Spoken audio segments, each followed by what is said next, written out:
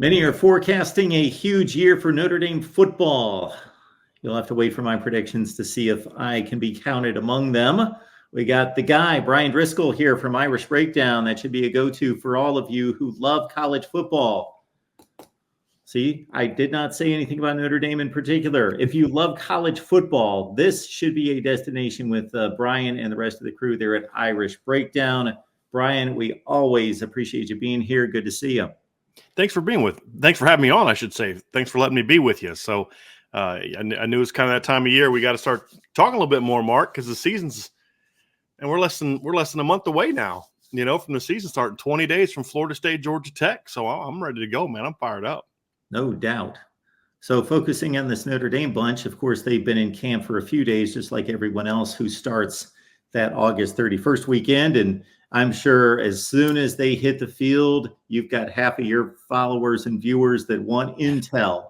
They think that there's going to be something when they're in shorts and T-shirts that you're going to be able to spring on them that's going to shake the Notre Dame foundation. But we'll go a little big picture here and start with at the quarterback position, Riley Leonard, Steve Angeli, their development, and what you would like to see out of those two in particular as they prepare for 2024? Well, for Riley, it's just get command of this offense, right? Like, we know what he can do. We know the playmaking ability he has. His numbers in 2022 at Duke were better than what Jalen Milroe did at Alabama last year. When you just look at him, yards, touchdowns were almost identical, yards were higher. He's a guy that shows the ability to hurt you in a lot of different ways. Notre Dame needs that, especially with a young offensive line that's largely unproven outside of really one game together. So you want to see that playmaking. That's why you brought him here. But if you're really going to make a run where you're going to win multiple postseason games, he's going to have to become an even more effective player from the pocket, right? Not just as a scrambler, but more so sitting in the pocket and making good decisions, being able to hurt defenses. If they want to come and load the box to defend the run, he's got to be able to make the right decisions as not just a runner, but also in the RPO game to throw behind him. He's going to have to make teams respect their vertical game. Notre Dame's got a very fast receiving core compared to what it's been in recent seasons. This is the most athletic, explosive group of receivers they've had since 2015 when they had Will Fuller and Chris Brown and Amir Carlisle running around. So he's going to have to be able to hit those, make people respect them, because if it's all about his running, the running backs, and the quick RPO game, teams can find answers to that. At least the good teams will, right? Like when you get to the postseason. If you want to really make a run, you've got to be able to do damage throwing the ball down the field, and that's the thing that we need to see from Riley. That was the one area where he needed the most work, in my opinion, based on where he was at Duke. And those are the things you need to see him see, he's going to have more explosive players this year at Notre Dame than he did at Duke, but he's going to have to be effective in those areas to really take his game to the next level. And Brian, that's actually a place where you alerted me and caused me to rethink Riley Leonard looking back at 2022 and 23, because my recollection of Riley Leonard was more baller, just a gym rat type guy that runs around and threatens the defense. Sure, the passing is decent, but it's not of a higher grade. Now, what you've told me in past conversations is that he surprised you when you reevaluated him in terms of being able to, now he probably needs to be more proficient in making these throws more consistently, but that he can make all the throws. Right. That's the thing. You nailed it, right? It's the consistency of it. Like, there's not a throw he can't make. I mean, you go back and watch the Kansas game in 2022. He ripped Kansas apart, hitting the deep ball. Then you'll go watch other games. I think he also had a game like, I believe it was Wake Forest. I think it was either Wake Forest or North Carolina later that year, where he went toe-to-toe with it was either Sam Hartman or Drake May, and he was hitting those deep balls. But then there's other games where you say, you've got to step there. You've got to hit that throw. You can't miss that throw when you get that opportunity, especially when you're at Duke. So, you see him with the ability to throw guys open, especially on those, work crossers and overs where he shows the anticipation and the timing and the accuracy needed. But then he'll miss throws he shouldn't miss, right? He'll get his feet out of whack. He'll rush his mechanics, and guys there, you just got to hit that ball. And those are things he's going to have to do a better job of at Notre Dame. Now, one thing he has working at an advantage of Notre Dame is just, by and large, faster and bigger targets. The guys he was throwing to at Duke, especially this past year when Eli Pankel was out, he was really the only size he had at the receiver position. it was a bunch of 5'10" to 6 foot guys. And his top receiver the last 2 years was the player that he beat out for the quarterback job the spring before 2022. You go to Notre Dame and you're talking about throwing to Bo Collins, who's 6'3". You've got Jane Thomas, who's 6'2". You've got Chris Mitchell, who's 6'1". You've got Jaden Greathouse, who's 6'1". You know, you have a lot more size to work with. And of course, you've got 6'6" Mitchell Evans and 6'7" Eli Raridan and 6'6" Cooper Flanagan at the tight end position. So he's going to have a lot more weapons, a much better supporting cast around him. Now he's got to make sure that he can not only be the playmaker that you know he can be, but he's also got to have a little bit more field general to him than he had in the past. The tools are there. He's shown it, but he's going to have to bring that element to an even higher level at Notre Dame. Now, the least important player on the team is, of course, the backup quarterback, but then that changes in one play, and then he becomes the most important player. First incomplete pass. Let's talk about the backup. Yep. So, Brian, of course, you God forbid we want to see Riley Leonard complete the season, but if he gets carted off the field, you don't want to have this thought that, well, our season just got carted off as well. Steve Angeli, his progress and whether he's ready for a big moment. Well, here's the interesting thing about Steve Angeli. Mentally and attitude-wise and his confidence in himself, he's ready. I mean, he's ready for any moment that you throw in front of him. That's one of the things I love about Steve Angeli. I mean, you saw it in the bowl game when Steve had to step in when Sam Hartman opted out. And the kid's going to be poised. I mean, we thought his first spring at Notre Dame, he leads his team to a 2-minute drive, runs in the game-winning touchdown at the end of the game. There's no doubt that he has the poise and the character and the attitude to be successful. My question is, does he have the throwing ability to be that type of impact quarterback? And so far, he has not shown that. He's got a nice arm. It's not great, but it's solid. He's a guy that battles inconsistency from an accuracy standpoint. You know, sometimes like day one, he was very inaccurate, letting the ball loose high. His mechanics got out of whack. Day two, he was better. Day three, he was better. You know, so he's got to kind of work through some of those inaccuracies. And the other thing too, and you could watch this if you watch the bowl game and you watch the blue gold game, he's a guy that tends to really lock in on that first read, and he's going to have to get through that. Now, that's not something that, like, a lot of times, Mark, you and I have been doing this a long time. If a guy can't read a defense beyond his first two reads as a junior, he's probably not going to make a big step in that regard. But Steve's a unique player because he hasn't played as much football as a lot of guys. Steve's junior year of high school, his first year as a starter, was in 2020 during a COVID year. So only got to play like 5 games. And then as a senior, they kind of blew everybody out. And he only ended up throwing for about 1,780 yards or so. So he hasn't played a ton of football. So I do think there's a level he can get to, but that's going to be the key for Steve Angeli. If he wants to stay the backup quarterback, he needs to be able to make some more of those throws if he wants to beat the best teams, because he's going to have 2 very, very talented younger players breathing down his neck who honestly can make every throw you need him to make in Kenny Minchie and CJ Carr. Running back position, Audric Estime was a workhorse. So the 2 guys that follow him on the depth chart are obviously guys that are not new to meaningful snaps, carries against good opponents, anything like that. Jadarian Price and Jeremiah Love, are they ready to fill in such a way that the running back room doesn't take a step back? Yeah, it's not going to – I don't think it's going to take a step back. It's going to look different, right? I mean, Audric's a completely different type of runner than what Jeremiah and Jadarian are. So it's going to look very different. As I expect it to look a lot more like 2022, Mark, than last year. You know, where last year Audric was the guy, whereas in 2022, 1 week it was Audric, 1 week it was Logan Diggs, and they would kind of go back and forth and kind of be 1A, 1B. I think we'll see a little bit more of that this year, with Jeremiah Love being sort of the starter and then Jadarian Price being that guy that plays a ton. And just like we saw in the bowl game, you ride the hot hand, right? Jadarian was feeling it that game. So they rode him in the second half and he runs for 100 yards, even though Jeremiah Love started the game at running back.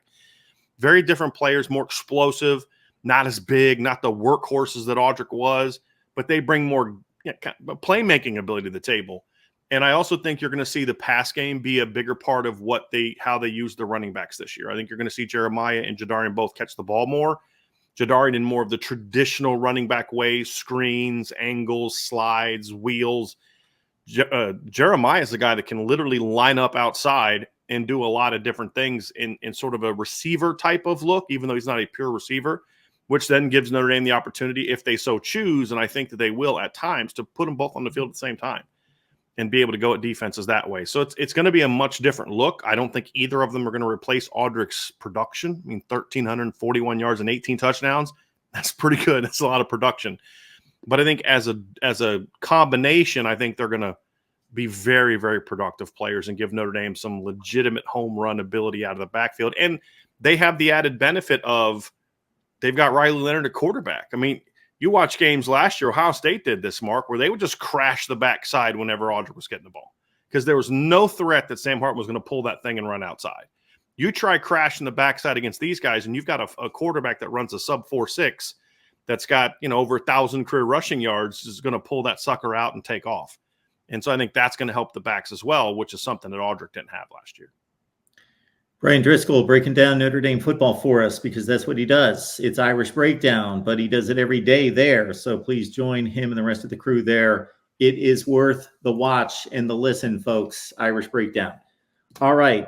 I apologize for this, Brian, because I have not done my due diligence on Notre Dame information like I should.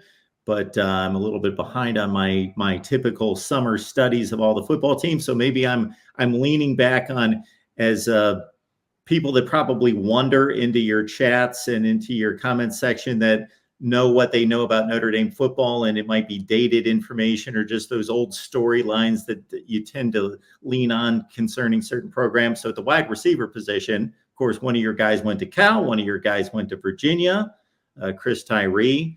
What's left there now? Based on some of your previous comments, it sounds like you're good at wide receiver and you feel good about this group. Yeah, there's no doubt. I mean, this is a much more experienced group than it was last year. I mean, and I'm not sitting here saying like, oh, they're better off with Chris Tyree at UVA and Rico's at UCLA and Tobias is a Cal. I'm not saying that it's good that those players are gone. It's more focusing on what's arrived now. And when you look at what Notre Dame has now, they added Chris Mitchell from Florida International, who had over 60 catches, over 1,100 yards last year. Also went on the road. You say, okay, well, he did this against, G5 schools. Okay, well, they went and played Arkansas on the road in November last year, and he had 6 catches for 157 yards, right? So this is a kid that's a playmaker. You've got Bo Collins, former top 100 recruit, has over 1,000 career receiving yards at Clemson. A lot of teams Notre Dame's going to play this year. Bo's already squared off against. You know what he can do. And honestly, there wasn't a receiver last year that gave Benjamin Morrison more fits than what Bo Collins did. And it's interesting because 3 of their bigger pickups this season were guys that actually gave Notre Dame problems last year. You look at Riley Leonard and what he did to Notre Dame. Joe Wald only gave up 1 sack last year. It was to RJ Oben, who's now at defensive end for Notre Dame. And then Bo Collins, his numbers won't blow you away in that game because of the quarterback, but he gave Notre Dame fits on the perimeter. And so they went out and got those guys. And then you add them to the mix with Jaden Harrison, who was a first-team All-American kick returner last year from Marshall, brings a lot of speed. Plus now you've got Jaden Greathouse, who was probably their best young player in the first half of the year. Then he got banged up, and then Jordan Faison steps in. He was their best young player in the second half of the season. They're both back, and Jaden Thomas is back healthy. So there's a lot more depth this year, Mark, than there was last year. There's a ton more experience than they had last year. I think I did something in some math where, Chris Tyree had about 480 yards and Rico was over 300 and Tobias was over 200. But you go look at their production and the guys that they're bringing in were way more productive. Almost twice as many yards, almost over twice as many catches and touchdowns as a group last year than the group that they lost. And so, I mean, it's just a different group. And the other thing is last year, most of the players outside of Tobias, most of the guys were ideally suited to play the slot. Chris Mitchell's an outside guy. Bo Collins is an outside guy. Jane Thomas is back. He's healthy. He missed half the year last year. Or he didn't miss half the year, but he was banged up half the year. So he couldn't get open. He couldn't run. So you have a more diverse group of players this year, more speed on the outside this year, where last year your fastest guy was in the slot. It's just a completely different makeup this year at the receiving corps. Now, can they play as one group? Can they do what they did at other places at Notre Dame? That remains to be seen. But talent-wise, it's impressive. And you watch them play, you're like, yeah, they're going to be okay. And they're being challenged every day by one of the best secondaries in college football. Yeah, we'll get to that. Folks, please like the video and subscribe right here at the Voice of College Football. And, of course, it's Irish Breakdown with Brian. And you talked about the secondary. I know that the corner position is well fortified, although maybe some depth concerns are just trying to figure out maybe some depth pieces, and if some guys can play. So we'll start there on the defense. Well, it's really just about its youth, its young depth, right? There's a lot of talent. You've got Benjamin Morrison coming back, who's a preseason All-American. Christian Gray, Jaden Mickey both played a lot last year. Christian Gray's a former top 100 recruit who I thought very highly of. Notre Dame beat out Ohio State and LSU to land him. Very, very talented player out of St. Louis. There was a time last year, Mark, and you know how good Notre Dame's corners were last year, but there was a time last year in the Pitt game, for example. Now, keep in mind, Pitt had a guy get drafted this year, and their quarterbacks weren't very good, but their receivers were pretty decent. And Benjamin Morrison didn't play. He had a hamstring injury, so he didn't play. And then Cam Hart got knocked out, I think, first quarter with an elbow injury. And if you'd watched the rest of the game, if you didn't know and they didn't tell you that those guys were out, you wouldn't have noticed. I mean, Jaden Mickey had a pick 6 in that game. Christian Gray had a crazy one-handed interception that game. And you're just like, there aren't a lot of teams that can lose their 2 starting corners, and the other team can't do anything about it. They can't take advantage of it all. Now, behind them, you've got a lot of, again, it's about youth. Leonard Moore's a very talented true freshman from Texas, but, he's kind of now battling for that number 4 job with Chance Tucker. The one thing they do have is they landed Rod Hurd out of Northwestern. They're planning on playing him at safety. He's a guy that could play nickel or corner in a pinch. And he actually spent some time at corner at Northwestern. He was their nickel last year, had over 80 tackles. They're recruiting him to play that boundary safety position. So they do have a couple things they could do if they get into some problems, but numbers-wise, they should be good. It's just young. And, Mark, you don't ever want to be in a situation in football where I don't mind playing young players. I mean, I still remember watching a Clemson team in 2018 with a true freshman quarterback, a true sophomore running back, a true sophomore leading receiver, a true freshman as their number 2 receiver, go out there and win a national championship and beat Notre Dame along the way. But what you don't want to do is be in a situation where you have to play young guys. Play them if they earn it, but you don't want to have to play them. And unfortunately, because of, just kind of how things have gone at Notre Dame in the past, they are relying on some young guys that have to step up this year if they're going to reach their full potential at that position. The good news is those guys have played a lot of football. So it's my impression, again, before taking the deep dive, and you're the start of it for me, and then I'll go through all the various depth charts and so forth, is that this Notre Dame defense, if it reaches its reasonable potential, it's going to be as good as just about anybody in the country. Yeah, I mean, they were there last year. I mean, Notre Dame was a top 10 defense last season, and they were top 5. It was Notre Dame and Michigan and Iowa were basically top 5 in about every single passing category. The disadvantage Notre Dame had is they didn't have to play a whole schedule against the Big Ten, so they didn't get to pad some of their stats against some of those Big Ten passing teams, I say jokingly. But no, they should be, right? I mean, the question's going to be this, Mark. What we're going to find out this year is this. For a long time, you know how it went at Notre Dame.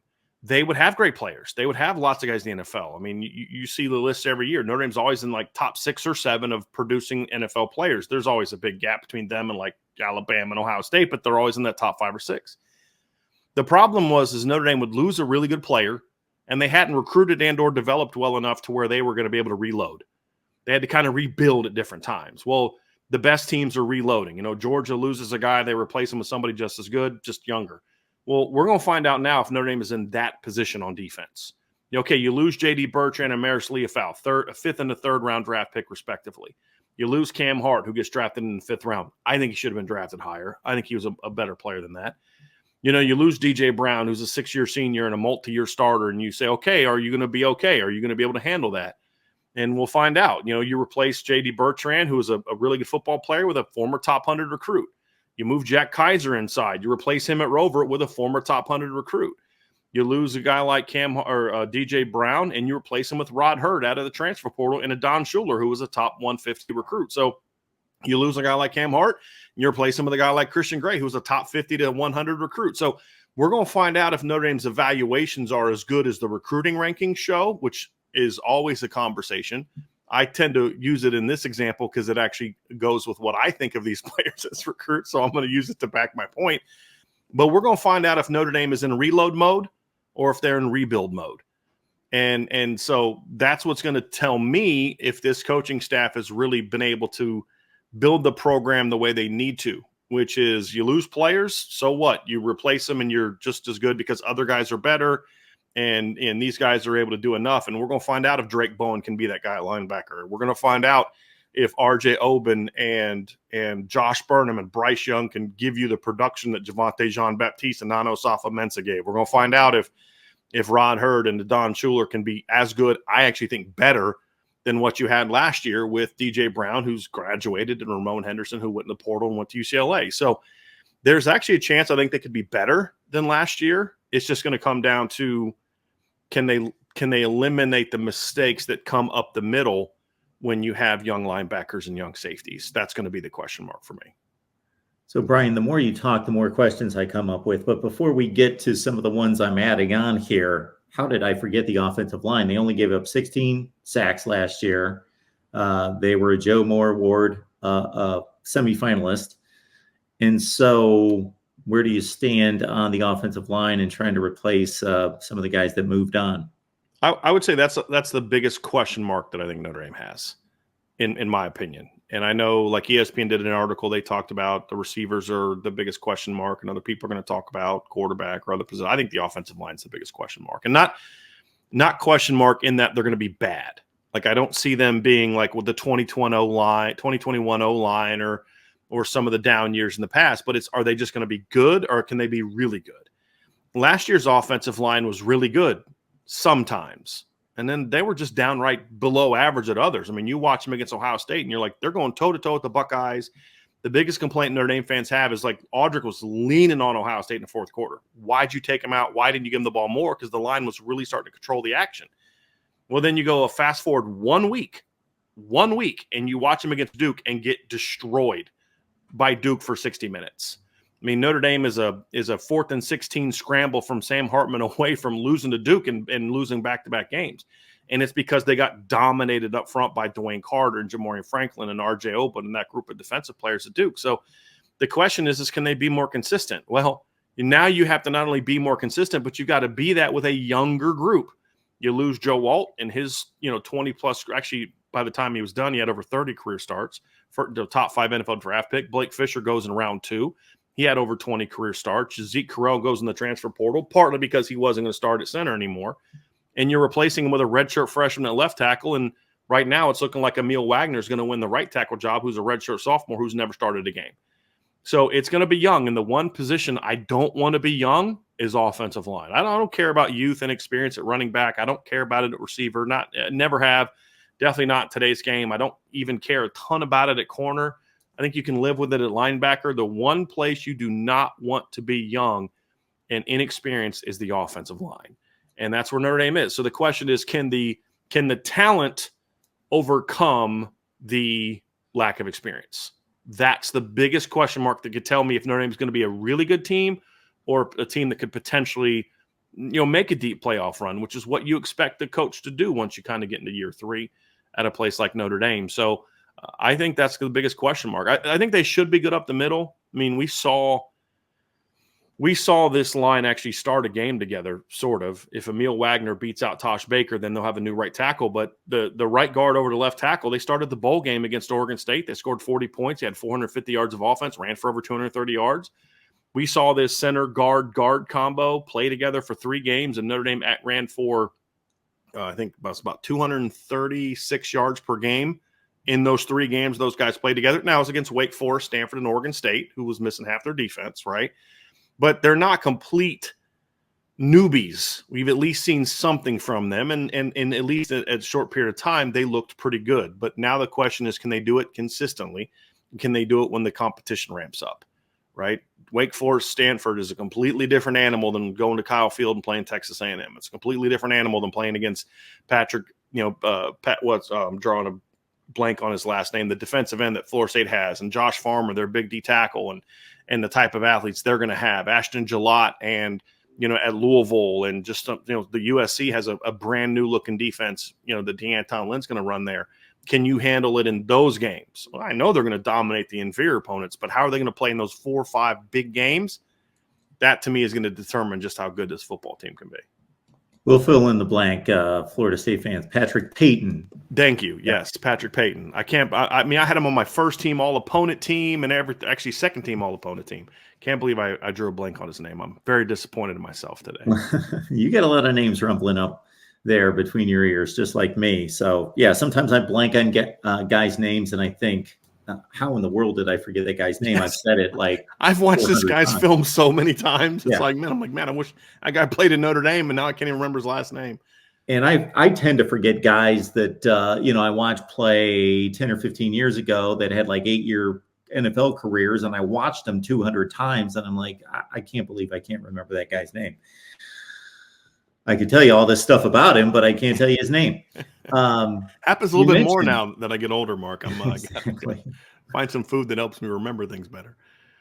Texas A&M, you mentioned that game. So are you a proponent? Not that Notre Dame has been shy about this, or this is unfamiliar territory of traveling somewhere in Columbus, Ohio 2 years ago, or pick the year that they haven't started against a reasonable opponent, but this time going to SEC territory. So are you good with not breaking in the schedule, maybe week 3 being that big matchup, but right out of the gate, bam, you get hit in the face with 105,000 fans? I don't prefer it, but I don't mind it. It's not one of those things where I'm like, oh, this is just terrible scheduling. Because there are some advantages to it, right? You get extra time to prepare for that game. You've got all a full camp, so you can decide whenever you want to start doing install for that game, whether it's a week before, 2 weeks before, 3 weeks before. You can decide whenever you want to do it. Gives you a little bit more time to prepare. And then if you've got new coaches or new players, which Notre Dame does, they have a new offensive coordinator and a new quarterback and some new guys. They don't have film on what you're going to look like and what you're going to do. I mean, no one's ever seen Riley Leonard take a snap in a Notre Dame uniform. He didn't even play in the spring game, so it's going to be the first time. So there's some advantages in that regard. But then, of course, but you're playing a tough team and you don't have a warm-up game. Well, neither do they. So this is Texas A&M's first game too. So they're working with the same thing. It'd be different if, like, let's say A&M had a week 0 game and they kicked the season off against, I don't know, Texas Southern or something like that, and they had kind of their warm-up game, and then Notre Dame had to go down there. I'd maybe have a little bit more of a problem with it. But look, they're in year 1 of a new coach. They've got 2 new coordinators. They have guys they have to replace. They've got a quarterback that's a very talented player. It's only started, I think, what is it, 7 or 8 career games, right? So there's no excuses, right? And so I'm okay with it. I would always prefer, as a football coach, to have sort of a game that's a get-right game to start things off with. I've always felt that's the best way to prepare. And that's also bias. I mean, that's what I've always known. I coached at the Division III and the 1AA level. We had scrimmages. We had things where we can kind of do things to get ramped up and get ready for the season that they just don't have at the FBS level. I think the FBS level is the only level of football that I know of that doesn't have preseason football. NFL does. 1AA does, I believe, at least they used to when I coached there. D2 does, D3 does, and high school football does. So I've always felt it that way as a football coach, but as long as it's an even situation, meaning the other team doesn't have a game before you, you know what? Go out and win. If you're that kind of team, if you're a team that thinks you can be this, then you should be able to handle this. And the difference now between 2 years ago is that was Marcus Freeman's first game, period, much less on the road. You had a different roster than you did now, and you are facing an established program with an established quarterback. You're not doing that now. And even then, Mark, as tough as that was, Notre Dame had a lead in that game until about, 30 seconds to go in the third quarter. So it's not like they just went out there and just completely laid an egg. They got beat by a team that just, I thought, had the best football player in the field that day, and it wasn't really close. And C.J. Stroud, and that ultimately was the difference in the game. No doubt about that. And, of course, that team ultimately almost won the national championship, so no shame in that. Brian Driscoll's here, Irish Breakdown. So head on over there. And while you're here, please like the video and subscribe to the Voice of College Football. We've got great guests all the time. Peter Burns, SEC Network the other day. Phil Steele, Tony Barnhart's going to be dropping by here in the next few days. So be locked in here as well. You mentioned, kind of alluded to the coaching matchup. Mike Elko, what a job he did at Duke. Mm-hmm. But his first game at Texas A&M, but he has, unlike what he mentioned with Freeman a couple of years ago, he has been a head coach, of course. So a different dynamic there. How are you measuring Marcus Freeman's progress as a head coach? Meaning, how do I measure it? How do I view it? Or Other than what's us, the standard obviously, by at the end of the which? year saying, "Oh, they went 8-4, that was a disappointment," or boom, they went to the national championship game. But as you've seen him from day one through right now, preparing for a third season, do you see any noticeable differences? Yeah, I think in each year we've seen him improve in areas you need to improve. They were a better team in year 2 than they were in year 1. Now the standard is going to be, can you be a better team in year 3? And then better by how much? I mean, that's the other part of this too, is how much better do you get in year 3?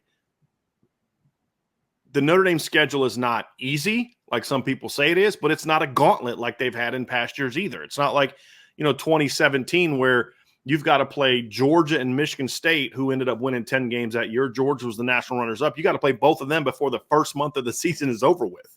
You know what I mean? It's not like that. It's a schedule to where you should have the better roster and all, but maybe 1 or 2 games, maybe. And so can you go out and improve in the area, stay good in the areas that you were good? Because that can be a challenge for coaches, especially coaches who aren't, top level coaches, is you establish something and you've made it good. It's got to stay there, right? Like you've established you have one of the better defenses of college football. Okay, it's got to stay there, right? Well, you lost players. So did everybody else, right? So you've got to stay there. And then can you improve in areas where you need to improve? Can you do a better job of playing well in the big games? And that's something that Notre Dame has been very inconsistent with so far. You battled Ohio State twice, but you lost twice. I mean, I don't care how hard you battled, you're 0-2. You went out and smacked USC this year, but this was a 7-6 USC team. Year before, when they were a lot better, you went out there and you got beat. You beat Clemson in year 1, but you lost to them in year 2, in an inferior version of Clemson, in my opinion, in year 2. So it's just about, can you avoid this? Notre Dame under Marcus Freeman has been very much this as a program, that up and down type of thing, where some weeks they look like world beaters. Like, man, this team is good. And then the next week you're like, how did you lose to Stanford when you went on the road and beat Drake May in North Carolina convincingly? I think the final was 55-32, but it was like 45-32. I think it was like 42-17. I mean, it was not a competitive football game. They scored on a couple bombs late in the game. Like, they destroyed North Carolina, who played in the ACC title game. They destroyed Clemson, who played in the ACC title game, won 10-plus games. And then they go lose at home they take Ohio State down to the wire, play the Buckeyes hard. And then they lose at home to Stanford. Like, what? You go out and you smack USC and you smack Pitt, and then you just lay an egg against Clemson the next week. It's like, those are the kind of things that this team is going to have to avoid, and that's going to be the standard by which I evaluate Coach Freeman now, is can he stay more steady with his football team? Brian Kelly was very steady, and what I mean by that is he was going to beat everybody he was supposed to beat and lose to everybody that had a comparable team that he had. That was Brian Kelly's MO. They rarely beat the teams that were on their level, but they beat everybody else beneath them, right? So Coach Freeman has shown a better ability already to beat teams that are on their level, but then you have a couple games you're like, how did you beat that team? How did you do that to Ohio State? How did you take Ohio State down to the wire and just get rolled for 2 whole quarters by Louisville and get beat by Clemson? Like, I don't understand how you can destroy USC and Caleb Williams and you get beat by Cade Klubnik. Like, it's that kind of up and down that he's going to have to avoid in year 3, and that's going to determine if they're just a good team that's slowly getting better, or if they can kind of take that big year 3 jump that past great Notre Dame coaches have done. And by the way, USC fans, will correct Brian. 8-5. You gave them 7 wins there. 8-5. They may That's be better for Notre Dame because it improves the record of teams that they played. But yes, 8-5. I apologize. So connected to all that are expectations, and it's come out of your mouth a couple times about advancing a couple games deep into the playoffs. So is that the definition of a good season? Yes, for me. Now, well, a good season. No, the definition of a good season is a lower bar than that. I mean, to me, if Notre Dame is a playoff team and loses in the first round, that's improvement. That's a good season.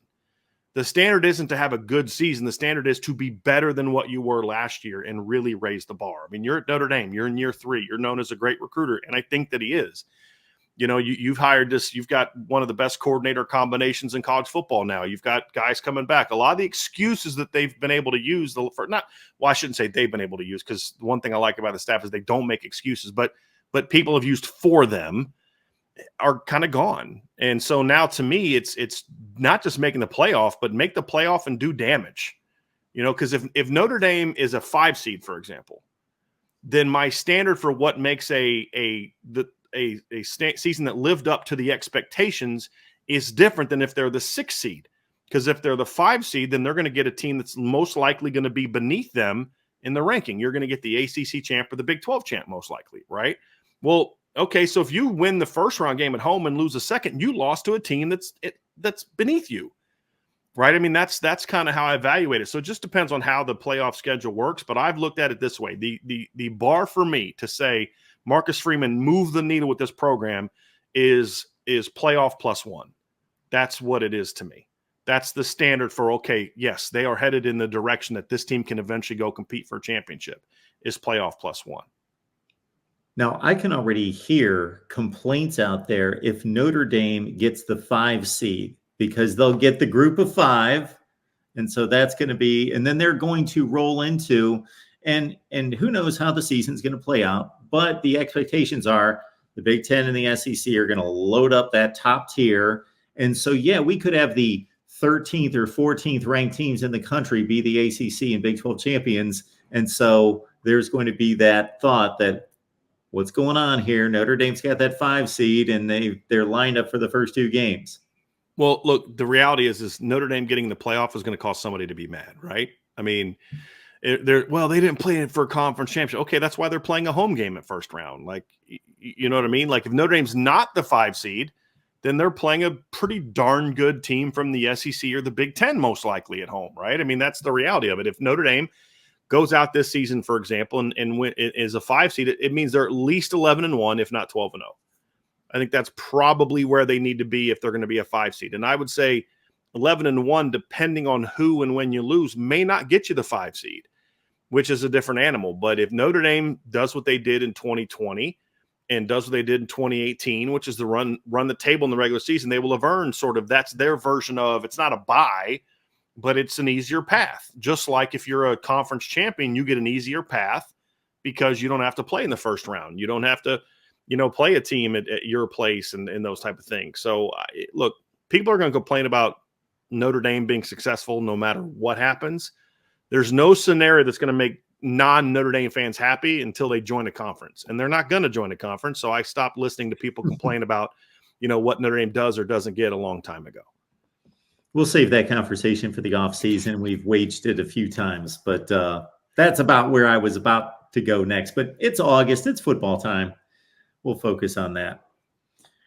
Brian Driscoll, Irish Breakdown. Brian, it's great to see you. Appreciate you being here as always for Notre Dame football talk.